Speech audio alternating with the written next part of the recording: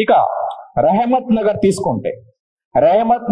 తీసుకున్నట్టయితే ఈ రహమత్ నగర్ లో చాలా జాగ్రత్తగా సర్వే చేయడం జరిగింది.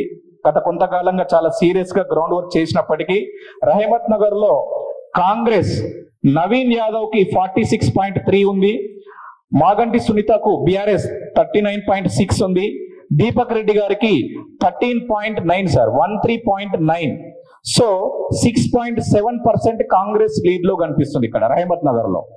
సార్ అదే విధంగా రహమత్ నగర్ బస్తీ తీసుకున్నట్టయితే స్లమ్లలో తీసుకున్నట్టయితే రహమత్ నగర్ బస్తీ తీసుకున్నట్టయితే 44.4 కాంగ్రెస్, 38.3 బీఆర్ఎస్, 17.1 బీజేపీ. సో ఇక్కడ 6.1% కాంగ్రెస్ లీడ్ లో ఉంది సార్ రహమత్ నగర్ డివిజన్ లో 6.7 కాంగ్రెస్ లీడ్ లో ఉంది, బస్తీకి వచ్చేసరికల్లా 6.1% కాంగ్రెస్ లీడ్ లో కనిపిస్తుంది. రహమత్ నగర్ జెండాలు ఎటువైపు రెపరెపలాడుతున్నాయో అనేది ఇప్పుడు మనం చూద్దాం. ఇక్కడ బీఆర్ఎస్ గడిచిన ఎలక్షన్స్ లో 44.7% ఉంటే ఇప్పుడు ఈ క్షణానికి 45.6%, అంటే ఆల్మోస్ట్ సేమ్ గా ఉంది. లాస్ట్ ఎలక్షన్స్ కి ఈ ఎలక్షన్ కి పెద్ద డిఫరెన్స్ లేదు, దాదాపుగా 0.9%, అంటే దాదాపు 1% మాత్రమే డిఫరెన్స్ చూపించబడుతుంది.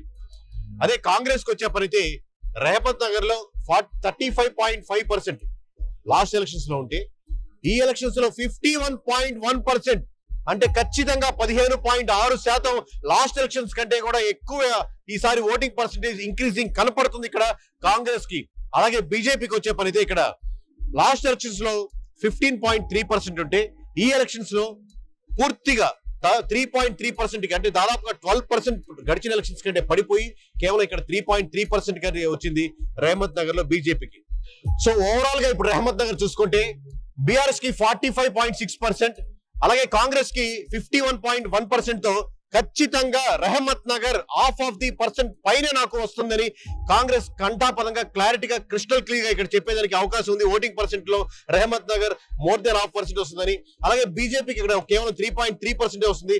అంటే ఓవరాల్ గా కాంగ్రెస్ కి వచ్చే మార్జిన్ బీఆర్ఎస్ కంటే కూడా మోర్ దెన్ 5% ఇక్కడ మనకు ఖచ్చితంగా క్రిస్టల్ క్లియర్ గా కనబడుతుంది. సో ఇది రహమత్ నగర్ పొజిషన్.